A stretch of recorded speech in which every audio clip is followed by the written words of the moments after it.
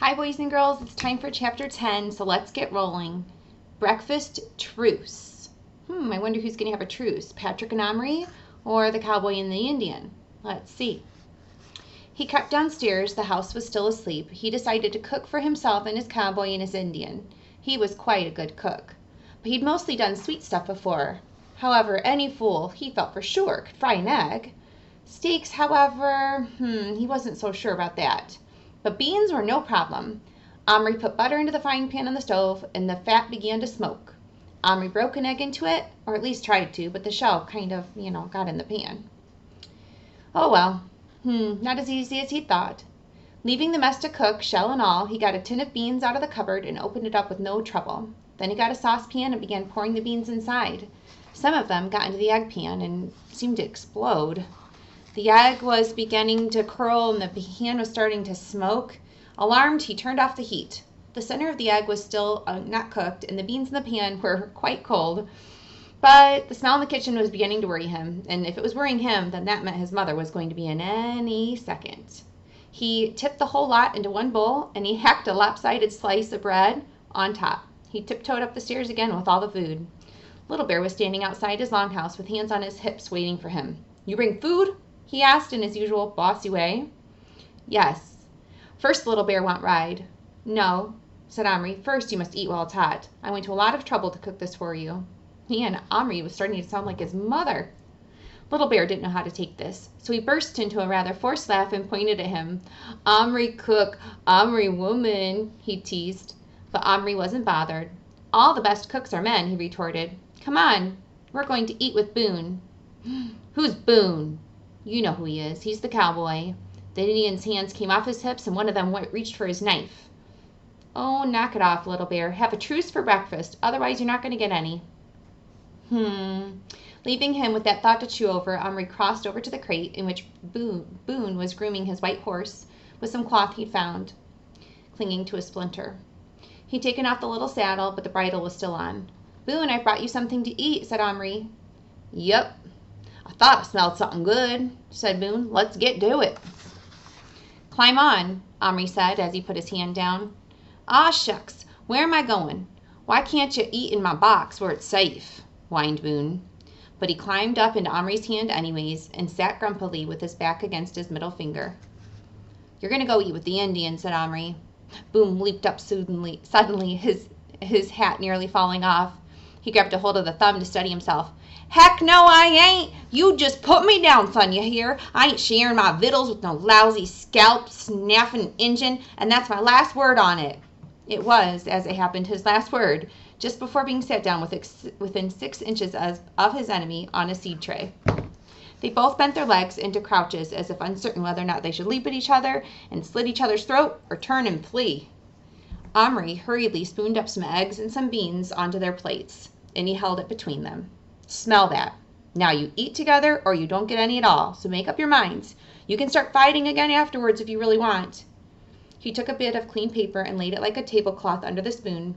Then he broke up some crumbs of bread and pushed it a little bit towards each person's hands. Still with their eyes fixed on each other's faces, Indian and cowboy slid towards the big steaming bowl of food from opposite sides. And Little Bear, after hesitating, was first to shoot his arm out and dip his bread into the egg. The sudden move startled Boone, so he let out a yell and tried to run. But Omri's hand was blocking the way. "Don't be silly, Boone." "I ain't being silly. The Injun's just ornery, and he's savage, and he's dirty, and I ain't eating from the same bowl as no Injun." And here they are, having their showdown about breakfast.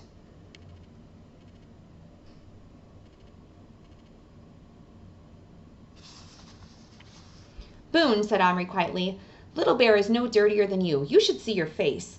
"Oh, now that ain't my fault. What kind of hallucination are you anyways, telling me I'm dirty? Why didn't you bring me no washing water then, huh?" Well, that was a fair complaint, Omri thought. He was about to lose the argument on a side issue.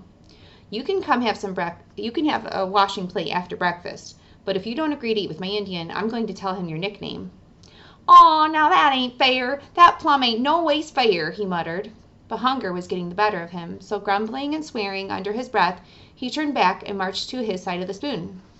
By this time, Little Bear was seated cross-legged on the piece of paper with a hunk of bean in one hand and a mess of egg in the other hand.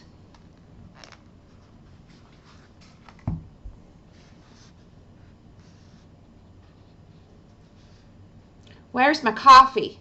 Where's my coffee?" he complained after eating a few bites. "I can't start the day without a mug of coffee." Oh, Omri had completely forgotten about the coffee, but he was beginning to get pretty fed up with being bossed around by these ungrateful little men. So he settled down to eat the remains of the food and simply said, "You'll have to start this day without any coffee." Little Bear finished his breakfast and then stood up and said, "Now we fight," and he reached for his knife. Omri expected Boone to leap up and run, but he didn't.